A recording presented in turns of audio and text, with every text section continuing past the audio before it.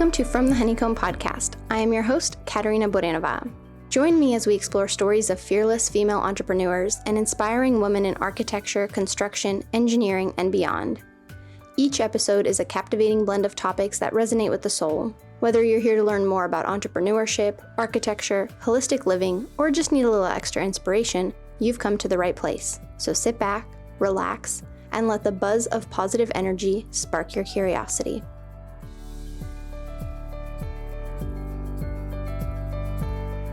Today, I'm excited to introduce Amy Edwards, the founder of Markedly, a marketing consulting firm based in Brisbane, Australia.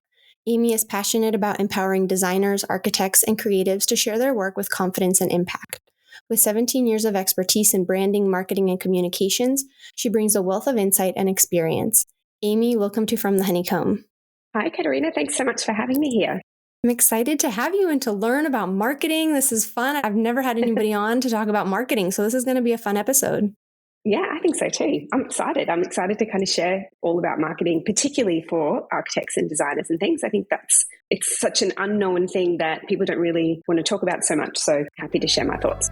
Great.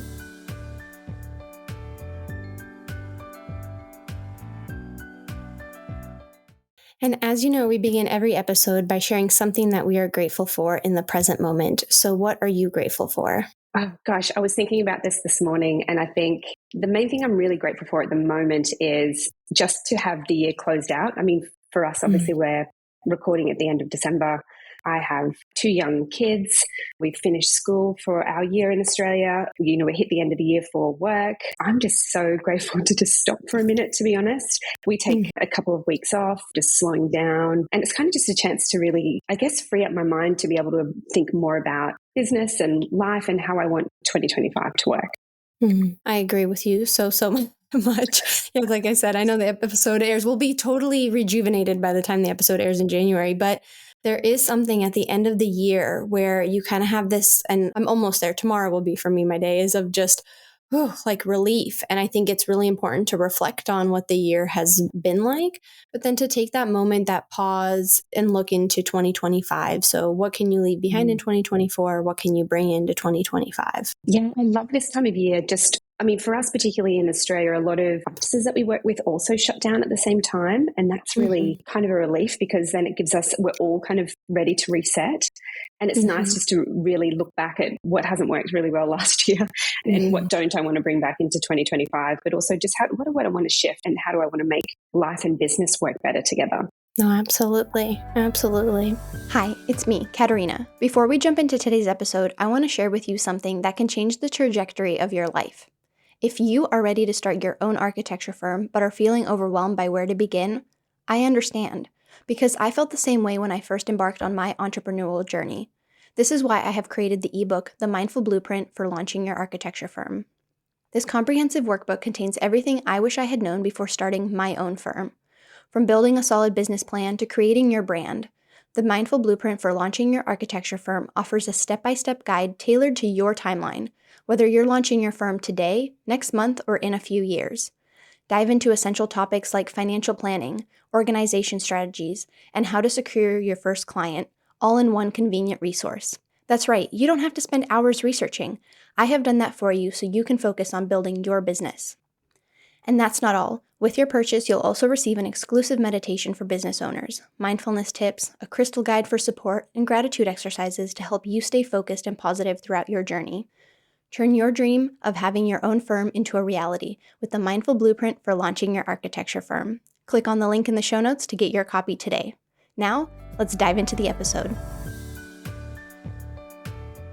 So Amy, share with us your background in marketing. What first made you get into marketing 17 years ago?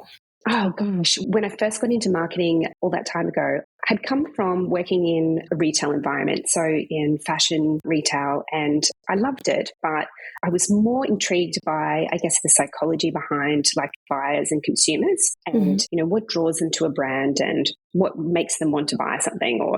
And really, so I used my retail background to work into fashion marketing, and I worked for some brands doing that. And I got really to the top of where I wanted to go. I was a national marketing manager. The pace was really crazy. Retail, as you can imagine, is like it's just go, go, go. Like it's week to week. It's a very different pace. And I got to where I wanted to go with it, and I had sort of almost fallen out of love with it. And a friend of mine who I'd known since high school is an interior designer, and she worked for an architectural practice here in Brisbane. They were looking for someone to do marketing, and she said, would you be interested? And I said, oh, look, I think I would. I needed a shift. Mm-hmm. And at that time, I really loved everything to do with design, whether that was, architecture or whether it was fashion, graphic design, all of that kind of arena of creativity.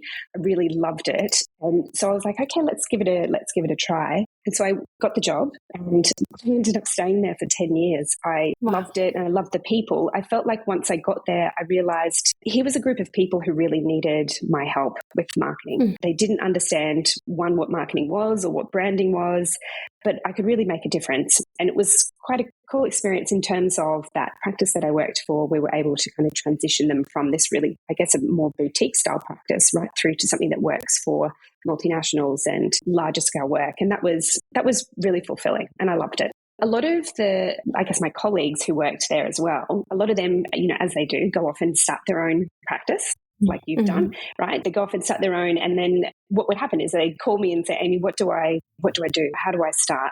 And so often I would do little bits and pieces on the side, and the practice I worked for knew that I was doing that. It wasn't a competing thing. So I would help them kind of get started. So I did that really for probably the last 5 years that I worked with them, while I also had a couple of kids at the time too. So I went on maternity leave, etc. And then I got to a point where I was like, well, I've been here for 10 years. And then more people kept asking me to do marketing work for them. So I said, let's take the leap. At the time I had a 2-year-old and a 5-year-old. And looking back at that now, I think I was probably crazy. But I felt like it was a time that if I was going to do it, like it was now or never. So I jumped ship and started Markedly, and here we are.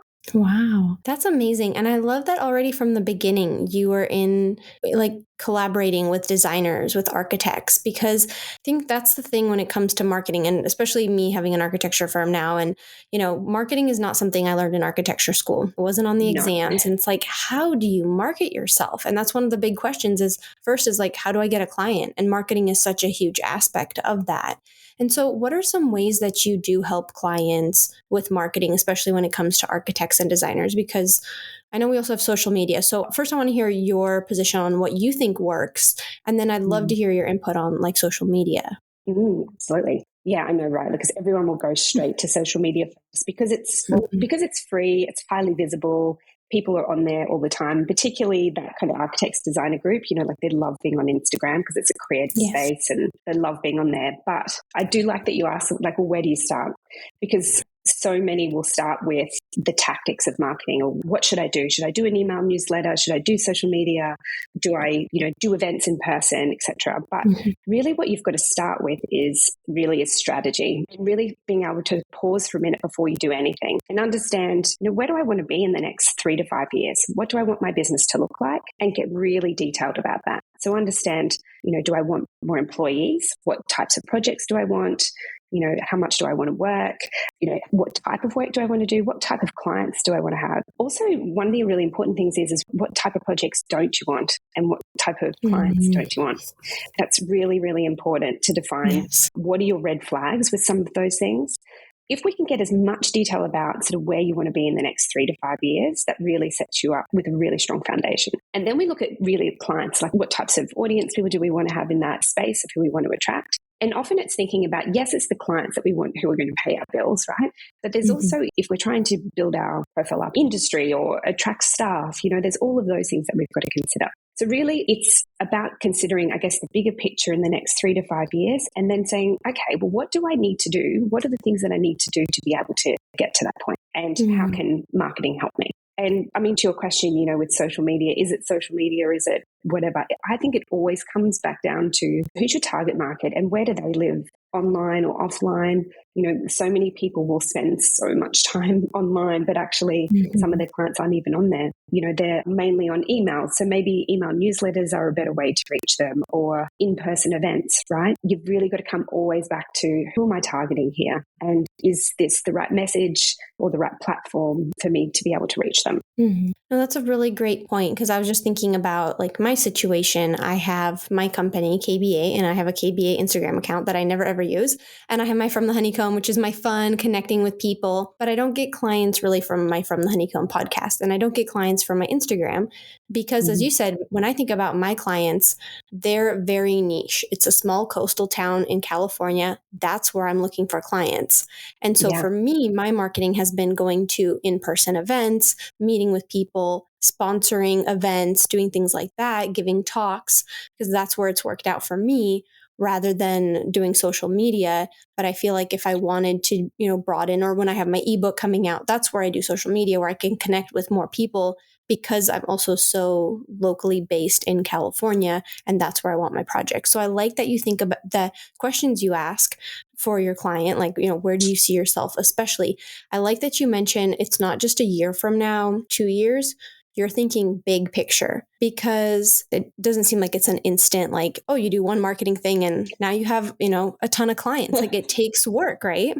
Oh my gosh, it takes so much work, and it takes consistency and keeping your eye on the prize for the long term, right? Like this is a long game. You're not starting business to go out of business and sell it next year. Like, you're in it because you love it and you want it to be, your day in, day out job that you can do for as long as you possibly can.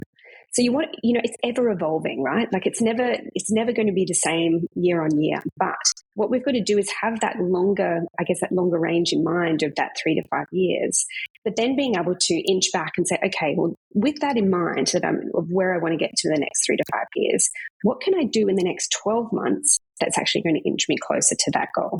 And, you're not going to achieve it. It's exactly as you said, you're not going to do some marketing campaign and immediately, you're going to have a new job next week. It just doesn't work that way. And generally what I try and talk to my clients about is just marketing can be boring at times, right? Because you've got to do consistency, right? That's the main thing. It's like, how do you show up consistently and be front of mind as much as possible, so that when someone's either online or at your in-person events, right, that they're seeing you and they're like, oh, there she is again. Do you know what I mean? And it's, like, oh, there's her work again. Do you know what I mean? You want to just have all those nice little moments that, isn't full on sales. Like, we're not trying to say, come and work with me all the time, but being able to be valuable and put your face forward in a way that feels approachable and really connects with people. What's super interesting, though, that what you were just talking about was like how on your Honeycomb podcast, your Instagram page for that, it's like you're saying, oh, it's just, it's really fun and I feel really energized by it. And it's interesting because I have this with lots of our clients too, who might have like a personal Instagram page versus a business one. And they don't know how to, I guess, have a tone of voice or a personality across both. And they're worried about bringing their own personality to their business page. But actually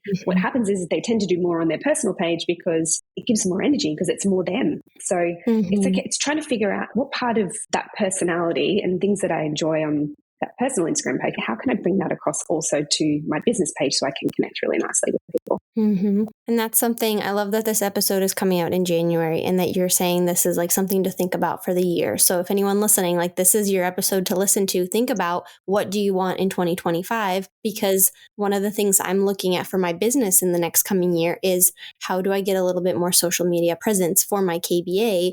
And so there's been things I've been thinking about, local codes are changing. Oh, it would be great to give a little, a reel or something talking about how does this impact? And I know, like, there's so many ideas forming, and now it's just the execution. But I think you hit it also spot on. People are more confident in their personal fun accounts. And I think the stakes always feel a little higher when it's your professional. Like, that was the one thing when I thought about integrating both KBA and From the Honeycomb podcast. I'm like, oh, it'll be one together, and everything. And I've been too cautious and too scared to combine them, because I just want my From the Honeycomb to be fun, and my KBA is my more serious. And I think that's also okay too. Do you know what I mean? Okay, I actually think that's okay to keep them separate. Like, I think that's okay, because they are, like, if you think about it, they are almost kind of two different brands, right? Within, even though it's still you in the center, but they're almost two different brands and slightly different audiences. But it also doesn't mean you can't cross promote from your business one about your podcast or vice versa. But yeah, you're right. It's how do you just make sure that you get that tone right, like that it doesn't feel, too personal or too casual. I know everyone feels like, yes, the stakes are high because it's your business and you don't want to do the wrong thing that then flows on and it ends up really impacting, how you do business. I think the one thing you've always got to consider is, how can I create content that's valuable and useful? I think if you can always come back to those two things, how is this particular post useful to my audience, right? And if you're on your business, Instagram page and you're creating a reel, particularly about local codes and things, absolutely, that's hugely valuable for your audience. And for them, they're seeing, okay, well, actually, she knows exactly what's going on. She's got a finger on the pulse. She knows what's going on. I know that if I go to her page, she's going to have valuable, up-to-date information. So you become this trusted resource. And I think that's what's also really nice is you have that ability to build that yourself. One of the things I see actually a lot in Australia, also in the UK and some in the US as well, is people moving across to LinkedIn as well as a space because there's this greater ability to, I guess, talk to your expertise and have a bit more in-depth posts and information that you share that people are tending to really connect with. And we're finding, particularly for a lot of our clients, that's working really, really well. It's interesting you bring in LinkedIn. That's also something I'm looking at in 2025 is I'm seeing my LinkedIn page, not just with my I was even thinking about moving my podcast to it as well, but definitely focusing on LinkedIn because it is like that professional space. I think it's one of those good platforms. You've got Facebook is like family and friends. Instagram is family, friends, creative, and, the public, but LinkedIn is really focused on the professional. And so what are some tips on if someone is thinking about, and this is kind of, I'm asking also for myself, but if you're thinking about starting on the LinkedIn, is it more posts? Is it engaging with people? Like I kind of used LinkedIn, but I don't know fully what I could use it with to promote myself and to market my business. Yeah, such a good question. And also, maybe I should preface this by saying, lots of creatives hate going on LinkedIn, okay? And there are so many architects and designers who are like, I can't go on LinkedIn. I hate LinkedIn. But I think it's because, the way that LinkedIn used to work, which was very much self-promoting. And it was like, how great am I? Here's something great that I've worked on. But what my advice is always is to share the type of content that you're interested in engaging with. So if you're interested in it, other people will be interested in it too. The main thing I always think about with LinkedIn is you will get so many invites from people to connect and you never know, is it rude for me to say, decline the offer? Do you know what I mean? I don't want to connect with that person.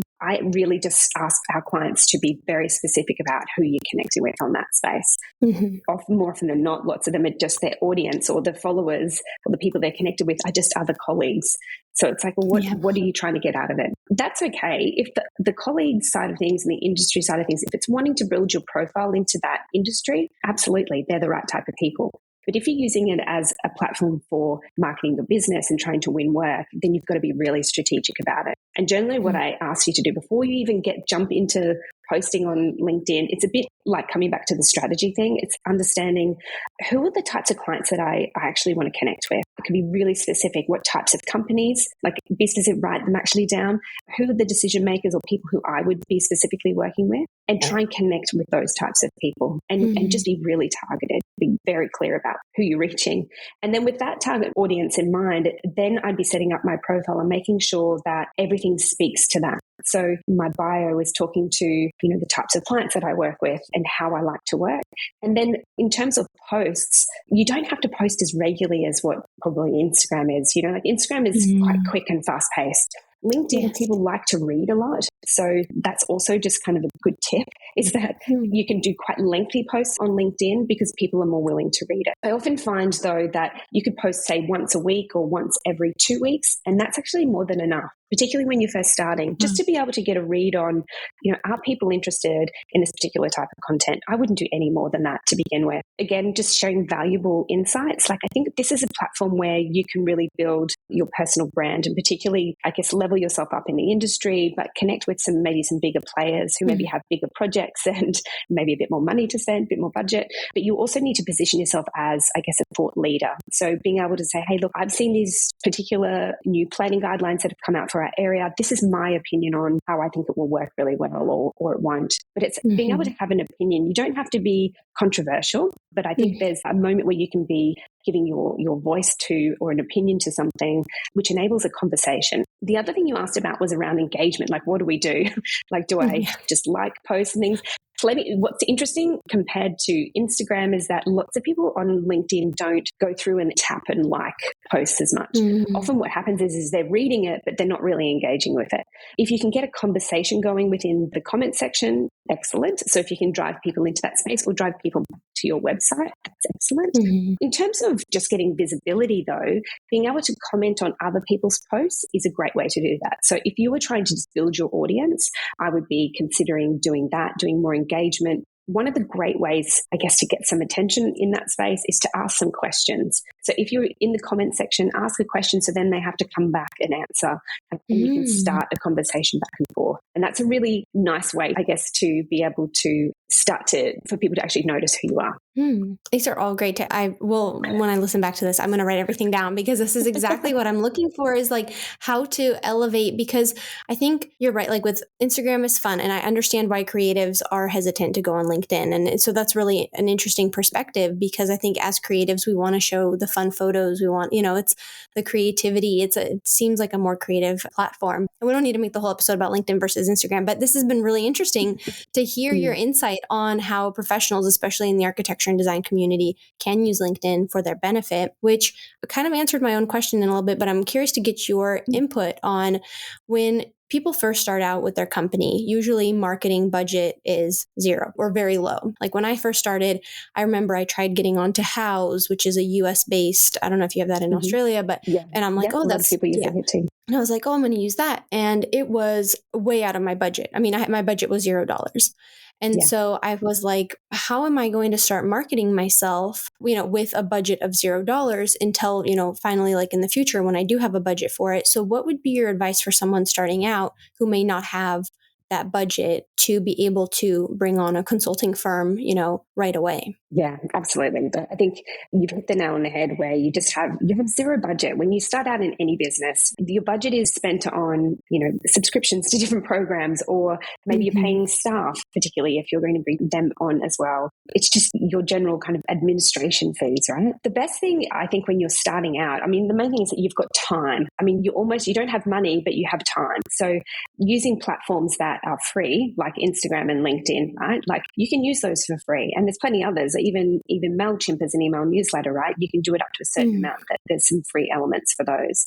But use those as much as possible and really push yourself out there. I think there's also other simple things like search engine optimization, which lots of people don't really think about too much. But there's some really simple things that you can do around, even using keywords within your website or keywords within images, alternate text, all those kinds of things that allow you to kind of just do some in the background work that allows you to get seen and get some visibility and build that up. I think the other thing too is just to be patient, but also don't just heavily rely too much on being online. It's a bit like you were saying, when you're local, you sort of have to get out and show your face and go to some events and things. I think that's incredibly important, whether you're in a small town or a bigger city, is just to get visibility. And so again, it's just like whether it's online or in person, it's being front of mind as much as possible. You kind of almost have to hit the ground running pretty quickly and just get your face out there as much as possible. I think the other thing too to consider is that when you're small, you have this great ability to be nimble and adapt really quickly. So I think that's also a superpower for smaller business and smaller practice and smaller firms, right? Because you can see that you're trying something for, say, 3 months or a quarter of the year, and you say, actually, that's not working very well, or this other particular angle is working really well. So give more towards that than the next quarter. I think if you can think, particularly when you're first starting out, thinking in quarters, if you've got 4 quarters in the year, you can really make a lot of progress in that time. It's also about being willing to make some mistakes and learn from them. That's like a big part of it, is being brave enough to try something. And if it fails, not beating yourself up about that, but learning from it and saying, okay, well, what would I do differently next time? So much of it, I think, in the first 1 to 2 years is all about that. It's all about just testing things out and seeing. And I'm the same. Like, it's when I first started, a lot of it, if I think back to when I first started and how I run the business now, it's, completely different, right? But you've got to try some things. You've got to be willing to make a mistake. No, absolutely. I think that's a huge part of it is just seeing what works. And I think that goes from like your social media post to whatever. Like for me, for having fun, I'm like, it's amazing to see something that you thought would be amazing would work, doesn't work. Yeah. And something that you Mhm. thought wouldn't work is like blowing up. And so I think you are so right on sharing that, and to just try it, just see what works because you never know. You never know what people are going to engage with and how. And I want to go to something you previously mentioned was about consistency and how Mm. important that is. And whether it is online or in person, consistency is huge. And that's something people have asked me is like, well, Katerina, how do I get my first project? And so I've been mentioning, go to local events, things like that. But you have to be consistent because they have to remember your name. They Yeah. have to remember your face. It can't be, oh, I went there once, I shook my hand, with 10 people. They're not going to remember you because the next day they have an event and they meet 10 more people. Mm-hmm. And so it's like you have to get on this first name basis too, I think, locally, in real life as well, if you want to build that network locally. Absolutely. So much I see is like, maybe people don't have enough work on, so they think, oh, I've got to do some marketing or I have to go and do some business development activities or some Mm-hmm. relationship building. And they go and do it for a really short period of time. And then Mm-hmm. maybe they get a job a few months later and then they go, oh, I'm fine. And then they hit that cycle again. They're like, oh, I don't have any work yet. I Oh, need yeah. to go out and do some marketing, right? But actually, because what happens then is you have like these really big peaks and troughs of work and flow of work and Mm-hmm. income, cash flow, and that's really stressful. But actually, if you could Mm-hmm. just build consistency into it, and I'm not saying do posts and do marketing every single day, you actually don't need to do that. I think it's about finding what actually works well for you. If it means that you're posting once a week, going to an event once a month, and you're sending an email newsletter once a quarter, if you can do that and do it consistently for a year, that will pay off in dividends, right? But if you're doing it this one where you're like, oh, well, I'll do 5 social media posts this week, but I won't do anything for 6 weeks, and then maybe I'll send an email newsletter, but I won't send it next quarter, it just Mm-hmm. becomes really irregular. And also then for your audience, they become really confused as well because they're like, well, Mm-hmm. are they in this or are they not? Yeah. Yeah. I think there's an ability just to, do the boring stuff of just like being consistent and just chip away at it. But knowing that you can adapt within that, right? Like with every quarter, if you're adapting, I think that's a great way to do it. One of the other things that I want to mention too is a lot of people will see, okay, oh, that post bombed, right? Like it didn't get any likes. And so any other future post that they do that's like that, they just go, oh, well, I'll scrap that. I won't do that. And what they're doing is changing, going from like, I'm doing reels this time, or next time I'm actually going to do a carousel. And it's really all over the place. What happens is they kind of not giving it a chance just to see what works. So generally what I get you to do is measure what's working each month, but making sure you're measuring the right things. So plenty of people will say to me, oh, well, I measure how many followers. I don't have enough followers coming. But if actually your goal is to get more leads, you should be measuring how many leads that you're getting at the moment and the quality of those leads, right? So if you're measuring that each month, and then you get to the end of the quarter and you can look back on those 3 months and go, oh, actually, here's the trends of what's working really well. And then you adapt every quarter rather than every month, chopping and changing what you're doing. No, it's like quality over quantity. Yeah, correct. Yeah, I cannot emphasize that enough. Like, quality over quantity is such a big thing. I think, there's so much out there, there's that hustle culture of like, you should be posting 3 times a day and oh my God. And it's overwhelming. And I think people get really quite stressed about that because they think, oh, well, I'm not doing enough. But actually, if you can be really clear about, okay, these are the people I'm targeting, this is what's valuable and useful to them, and I'm posting this many times a week or a month, and do that consistently for a period of time, that will be way worth it, more so than doing, the several posts a day or whatever it is that people are recommending to do right now. No, absolutely. Absolutely. No, I agree with everything you said. And I also want to quickly touch base on too is that you have your own business as well. And I wanted to just kind of get your thoughts on entrepreneurship and having your own marketing company. And like, how has entrepreneurship been like for you? It's been a ride, I tell you. Well, I think any business owner is like that, right? Like I feel like when I first started out, the first year that you start, it's all about, oh, what could this brand be? And what could this business be? And it's sort of, you're in almost a bit of a dream state because you're excited about what it could become. It's almost like when you have a child and you're excited about, oh, meeting this person and what they're going to be as they grow up, right?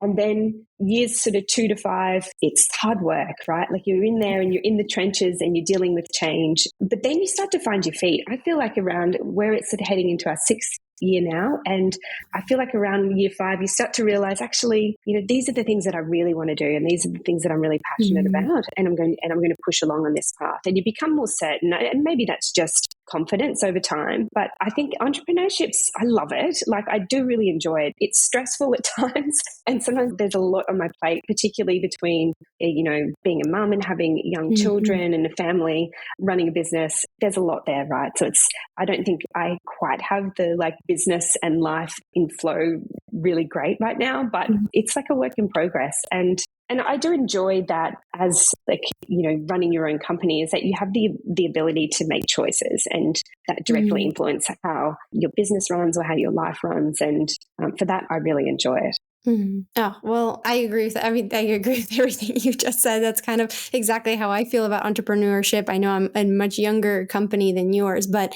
it is also reassuring to hear in the future that it's going to get, because I feel like I'm in the terrible twos right now.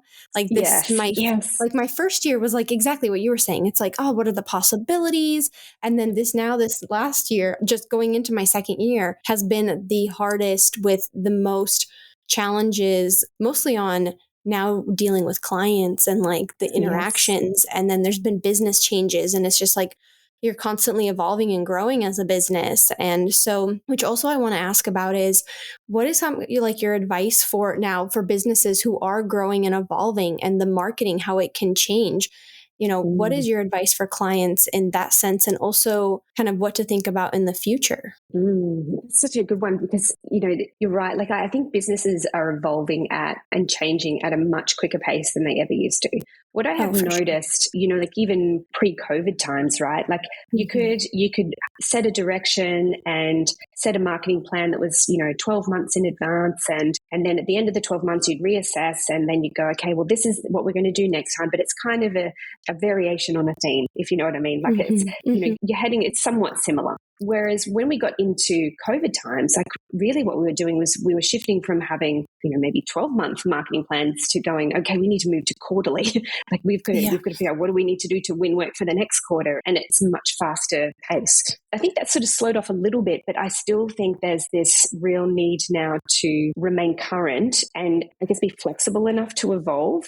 I have seen a lot of practices, particularly in this last 5 years, where they haven't been able to evolve. They've seen that there's changes, but they're so bedded down to remaining the same. But actually, that's been their biggest downfall, is that they haven't been able to adapt and evolve.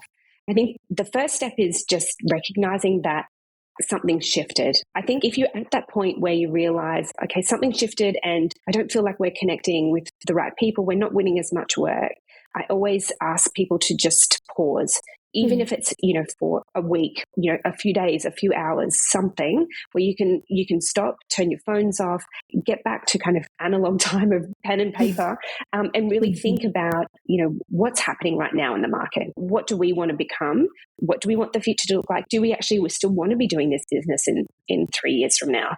You almost have to consider, yes, the bigger picture, but what do we need to do right now to be able to shift and evolve quite quickly? And you can do it. I think lots of bigger practices or bigger firms, it takes a long time for them to evolve and adapt what they're doing. So often they avoid it as long as possible. But then the longer you avoid it, the longer it is to make that change. So I think if you can pause first, understand how you need to evolve, but then set in place some clear actions so that you can execute it. Because the executing of those ideas and those actions is what's going to make the change, not just thinking about it. Plenty of creatives we work with think about the change, but they don't actually make the change. And so things don't shift, or it just takes a really long time. Yeah.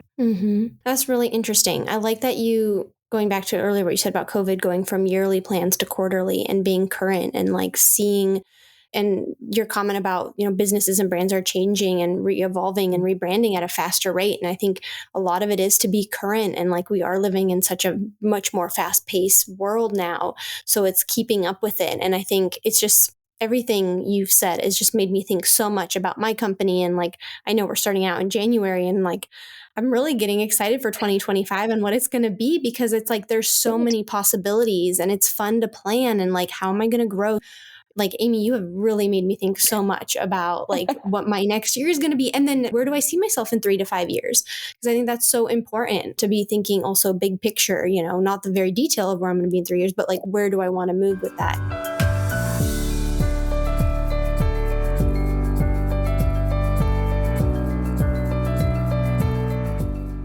This has been such an incredible conversation. I have really enjoyed listening. Yeah. I'm so glad we connected on Instagram. And then now just hearing your advice, like it's been really, really informative. So I appreciate you taking the time to come on. Oh, I love it. And I love talking to you. You have always some great questions.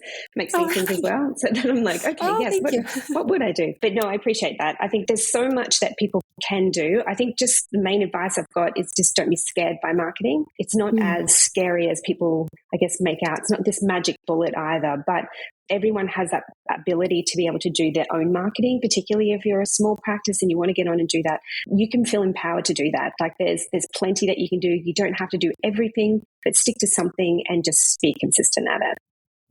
That is really, really great advice, Amy. And where can listeners find you, connect with you? Sure. Come onto Instagram. You're always welcome to see me there. You can see me at Markedly, but that's spelled MARKED.LY.